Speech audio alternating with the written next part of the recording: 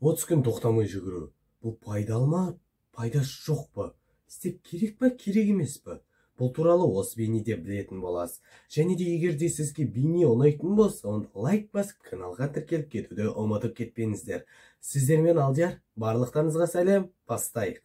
Ең біріншіден, не үшін істейтінін түсініп алуың керек. Менің жағдайымда маған жайт челлендж болды. Мен былтырда жүгірген тұғынмын, 2 жылда да сабақ басталғанда жүгірдім. Себебі бұл пайдалы екенін түсіндім. Бірақ бұны түсінгеннен жүгіруді бастап кетпейсің ғой. Осыны түсіну бастауға аздық етеді. Маған түрткі болған жағдай ол кайфтығы. Бірақ бұл ең мықты болған түрткі емес. Одан да мықты түрткі болған жағдай ол 30 күндік челлендж болды. Бірақ мен 30 күн жүгірген жоқпын. Мен 27 күн ғана жүгірдім. Бұл кликбейт болды. Бірақ мен тастап кеткеніме жағдай болды. Мен ауырып қалдым енді. Ауырып қалып жазылдым ғой. Сосын мен қайтадан жүгірген жоқпын. Мен қайда жүгірдім? Менің түсірген видеоларым жоқ, бірақ табиғатта жүгіруге тырыстым. Менде жүгіретін 4 жол болды. Мен солардың бірін. Осымен жүгірдім, енді осымен жүгіру керек деп таңдадым.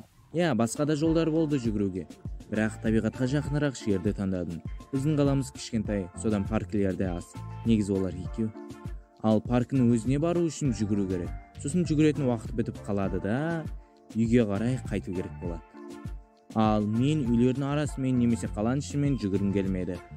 Қанша минут мен жүгірдім? Неге минутпен санадың? Неге километрмен санамадың десеңіздер? Мен минутпен санайтын. Неше түрлі приложение жазып алғанша таймер ғана керек болды. Миымды қатырғым келмеді. Оған сосын тоқталамыз. Мен 30 күн, 27 күн бойы 10 минуттан жүгірдім. Мен 10 минут жүгіретін. Мен басында өзім қинап бастайтын, содан 10 минут қоятын. Сосын 10 минутты мен сразу бастаған жоқпын. Мен оны челлендждің ортасында бірақ сондай шешімге келдім. Оған дейін мен 20 минуттан ба, 30 минуттан ба сондайдан жүгіретінмін. Сосын сабақ басталғанда азайту керек деп ойлап, интернеттен зерттей бастадым. 10 минут жүгірген денсаулыққа пайдасын тигізеді. Ал одан артық жүгірудің мағынасы болмады. Ал егер де сіз салмағыңызды түсіргіңіз келсе, онда ол комплексный нәрсе короче. Сол туралы өзіңіз сізден көріңіз, мен видеома тұрмыз. Қашан? Осы сұрақ енді өздеріңізге байланысты. Себебі сіз таңертең ерте тұра аласыз, онда таңертең жүгіресіз. Қай уақытта жүгірсеңіз де, ең бастысы бастау. Негізі мен таңертең жүгірдім. Және де күні бойы өзім үшін бір нәрсе болсын істедім деген ойдан кайф алып жүретін. Және де көңіл күйім көтеріңкі болып жүретін. Маған жүгіру ұнады. Сосын ауырып қалдым, содан кейін менде жүгіруге деген жаланием қашып кетті. Содан бері мен таңертең тұрып жүгірген жоқпын. Ал былай жүгіруді бастау қиын болды. Сосын жүгіріп болған соң көңіл күй көтеріледі. Ал жүгіргеннің өзінде ойым басқа әлемде болатын. Бірақ аяқ астына қарауды ұмытпау керек. Және де мен видеоға ештеңе де түсірген жоқпын. Себебі мен видеоға түсіріп жүгіргім келмеді. Мен ешқандай ютубердан көрген жоқпын. Бірақ бұл өте қатты көмектесті. Маған А нүктесінен Б нүктесіне бару үшін уақыт керек. Ал Б нүктесінен А нүктесіне қайтып келу керек қой. Содан 10 минут жүгіретін болсам, онда мен А нүктесінен Б нүктесіне 5 минут жүгірем, ал қайтып тағы 5 минут жүгірем. Сонда мен общий 10 минут жүгірдім деп саналады. Сондықтан да мен баруға ғана таймер қоятын. Ал қайтып бара жатқанда таймер керек емес болатын.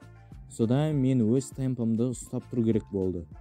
Онда берілген уақыттан көбірек немесе азырақ уақыт жүгіретін болып қаламын. Сосын жүгіруді бастағанда постепенно бастау керек. Ең бірінші күндер 5 минуттан, сосын 10 минуттан солай кете береді. Өзіңізге байланысты. Ал неше күн сайын 5 минуттан қосып отыру керек десеңіз, мен 5 минуттан ғана қосып отырдым. Сіз енді мен сияқты істей аласыз, немесе менен көбірек, немесе азырақ қоса аласыз. Мен өзім басында санаған жоқпын неше күнде 5 минут қосатынымды. Сосын 5 күн сайын 5 минуттан қоса бастадым. Яки бір күнде 1 минут деген сияқты ғой. Және де мен басқа ютуберлерге қарағанда асықпай жүгірген екен.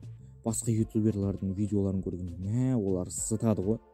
Мен олардың жүгіргенмен өзім жүгіргенімді салыстырғанда, мен олардың қасында тасбақа сияқты болып қалдым. Негізі перенапрягация етіліп керек емес. Және де егер сіздің бір жеріңіз ауыратын болса, артериальное давление сондай үрелер болатын болса, онда дәрігермен ақылдасу керек. Онда мен Сосын айта кететін тағы бір нәрсе бар. Аяқ астыңызға қарап жүгіріңіз. Бұл өте маңызды. Және де жүгірудің алдында разминка жасау керек. Бұл да маңызды. Себебі разминка жасамай жүгірсеңіз, онда сіздің травма алуыңыз ғажап емес.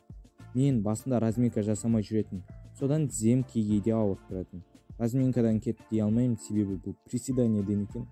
Содан приседанияны жасайтын болсаңыз дұрыстап жасаңыз. Қалай жүгіру керек? Кәдімгідей жүгіресіз. Болды. Осы сұраққа миды қатты қатырып керек емес.